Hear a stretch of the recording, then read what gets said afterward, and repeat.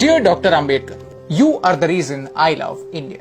Today is 6th of December. You left the world today, but your values and your work has stayed back. Dear Dr. Ambedkar, thank you for focusing on education. You were the first Indian to pursue a doctorate in economics from abroad. And not only from India, you were the first double doctorate holder in economics in South Asia. You saw something wrong in India. All the problems, poverty, inequality, slavery, all linked to one core problem, lack of education. And you realize that only good education can change our obsolete mindset. Who would call you backward class? You were forward class, first class. And not just economics, you were the master of 64 subjects, 9 languages and all major religions in the world. Yes, thank you for studying something as complex as religion for 21 whole years.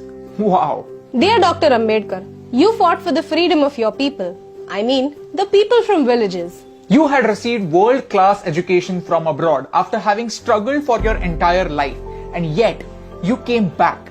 You came back to make sure that your fellow Indians don't have to fight again. Let me tell you a small story from Mahad, a village in Maharashtra where the untouchables were denied access to clean drinking water. You arranged a peaceful satyagraha and gave the right to clean water to the people in your community. This was 2 years before Gandhiji's Salt March. You said, "We are not going to the Saudar tank to merely drink its water. We are going to the tank to assert that we too are human beings."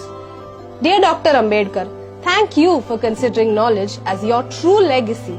Your personal library, Rajgriha, has more than 50,000 books and that remains the largest private library in the world. Dear Dr. Ambedkar, we as Indians were lucky to have a scholar like you to guide us and write our constitution. Building a nation is a mammoth task, and it was a victory for you, your passion for education, and the people of India that you took up this task. If you have a job, you have to thank Dr. Babasaheb Ambedkar because he changed the working hours from 14 hours a day to 8 hours a day. Mondays would have been even more blue had it not been for Babasaheb Ambedkar.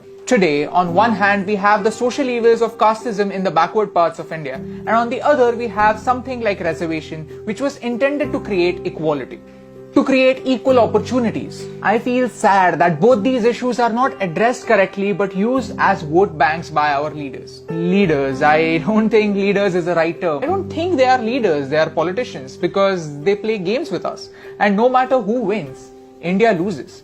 But you taught us to win. When India got its independence, we found the most capable man to guide us into building a nation. And at that time, nobody dared to question the caste of the hand that led us into the future. That was your victory. Your caste, your religion, your last name only determines how you start the game. But how you finish it depends only on you. Your pen was your weapon, your mind was your sword, and your knowledge was your shield. The Ashok Chakra in our flag, the one that adds a little bit of blue in the saffron, green and white, that's your contribution. Dr. Bhimrao Ramji Ambedkar or Baba Sahib, you are the father that made India into one giant family and you had the vision that every member of this family should have an equal right. Every member of this family is an equal member. Today I want to remember you and your work because we need it. We need to realize that all of our problems have only one permanent solution: good education. Not the one that remains in the books, but the one that reflects in our action. You showed us how, and that's the reason why I love India.